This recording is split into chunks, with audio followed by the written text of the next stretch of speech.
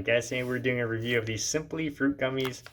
And if you look here, these are supposed to be like pure, and it's supposed to be, I think it's going to taste like fruit leather, but made in little droplets. So, as you can see, vegan, gluten-free.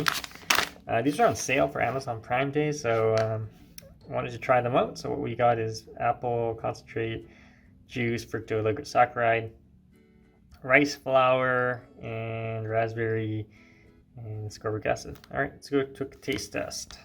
Okay, so this is what they look like. We'll do one here.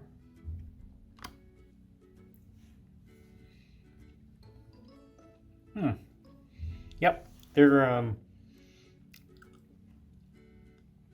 actually pretty good. Kind of sweet tasting. They're exactly like fruit leather, but made in a circle.